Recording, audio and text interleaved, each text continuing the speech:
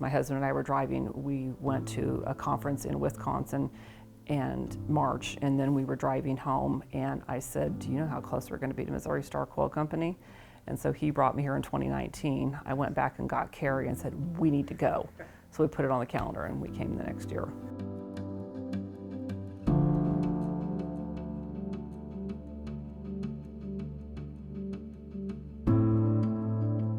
Five years. This is my fifth year.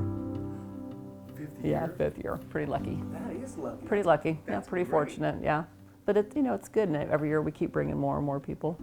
Yeah. So our contingency is growing. Get a bigger crowd. Bigger crowd. Yeah, because it's fun. Like I don't get up to Canada to see Thora. I don't get to see Jill in Texas. I don't get to see Angela in Tennessee. So this is our chance that we get together, and so we text each other a lot, because like I said, I don't Facebook, so we text each other a lot. So it's an extended sisterhood that way. I've sewn my whole life, probably since like literally doll clothes in front of the cartoons, hand sew, and then I really got into quilting probably after my children left the house, and then I retired. Then that's when I could really spend the time on it, because I don't know, just life demands, quick projects like clothing or home decor, and then being able to work into bigger projects. I mean, I know it's only one piece at a time, one block at a time, one quilt at a time, but probably that's when I finally got into it, when I retired. So my earliest memory of quilting would probably be crawling under the hand quilting frame with my grandmother and great-grandmother in Salina, Kansas. It was on the floor, but it made a great fort when you're 5 or so. Yeah, so crawling underneath there and watching their hands go underneath and then come up top, or needles, or it was pretty mesmerizing, And then if you were underneath and you were playing, and if you just happened to take a nap, it was all good. We were entertained. Probably when my grandmother came out to visit from Kansas, she'd, oh, you want this dress? Oh, well, and then you'd sit there and watch her, and At first I thought the paper pattern stayed inside the clothes. That was a real epiphany for me, that it didn't stay inside the clothing. You're a kid, what can I say? Jenny. Really? These fun things like YouTube videos started showing up, and you're like, what's that? Hey, oh, yeah, oh, I've always wanted to try that. So, started the ears perking up, and it's like, well, I hadn't had grandchildren then, and it's like, well, who am I gonna sew for? I don't have any grandbabies to, give things to yet, but, so then that caught my eye with, the tutorials, and then, like I said, then later on it was like, hey, we're gonna kind of be in the neighborhood, we should stop by here, and so, yeah. I have been working on him to cut for me. I'm not successful yet, but I'm like, babe, that would be, so. That's how Jenny started with Ron. I heard her say that, and I'm like, come on, you need to help me out here. He totally supports me, and sends me on these trips, or makes it possible to handle things while I'm gone so I can come here. But yeah, someday, I'll get him, yeah. Oh, I have totally infected them. Have you? Yeah, we have 6 girls and now a grandson and another grandbaby coming, but the eldest daughter, and she was 5 the first time I put her in front of a long arm. And I had just gotten it and was still very intimidated, still a little bit intimidated by it.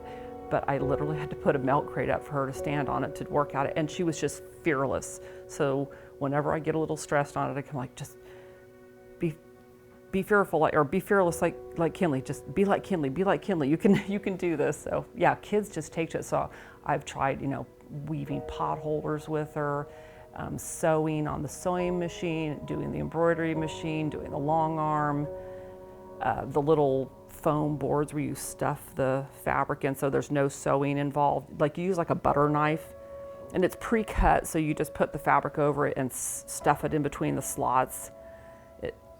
It's great for little kids, so you don't have to have them have needles and things like that, but they're creating something. So yeah, anything I can do to craft them up. Absolutely.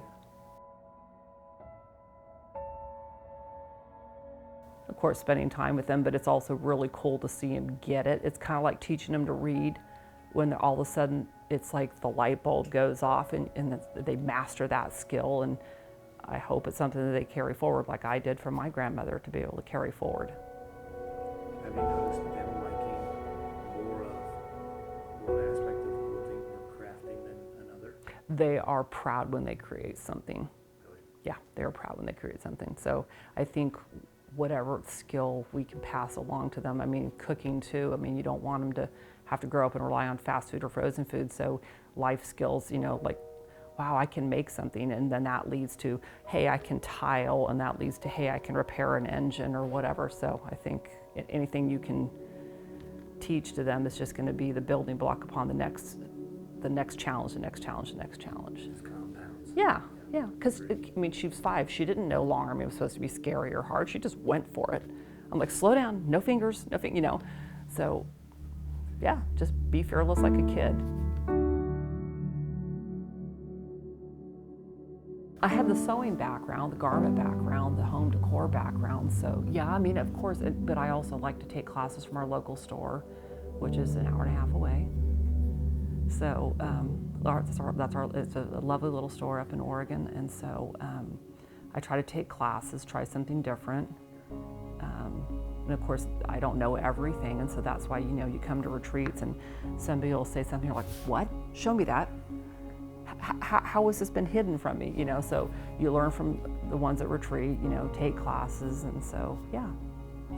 Try to keep expanding something, you know, sometimes we have teachers come in and I want to go see what they're doing, and there's a couple times you're like, gulp, never going to do that again, but yeah, try it.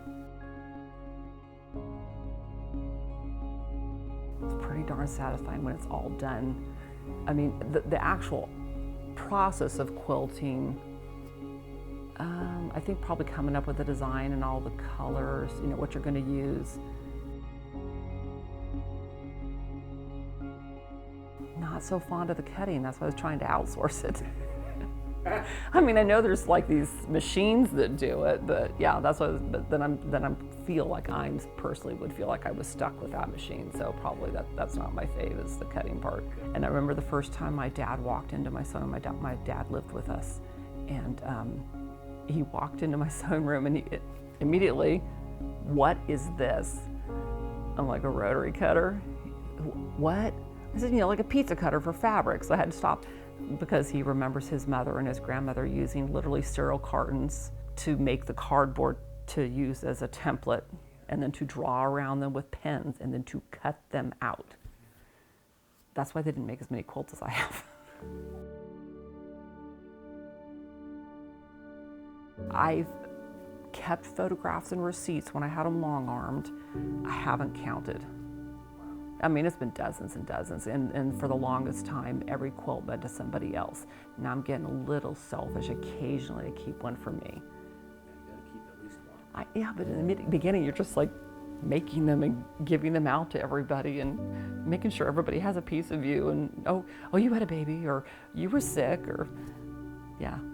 And that's also something, is that when somebody's going through a really tough time, it means a lot. You're like, I can say I'm sorry, I can send you a card, but I can also wrap you in a quilt, like a chemo quilt or something like that. So that's another expression of love, is to be able to give them a tangible, you know, and maybe in their quiet moments when they're upset about something, or they're thinking, gosh, is this going to work? And they're having that moment of self-doubt, that hopefully they have that warm hug of a quilt, that somebody loves me, somebody cares for me, somebody did this for me.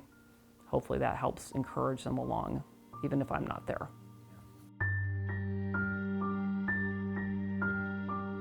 First and foremost, it's an expression of my love for the people I love.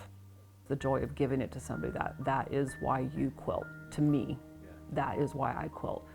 You know, that took me 6 months, but I got that king size done, and you are so happy, you love it.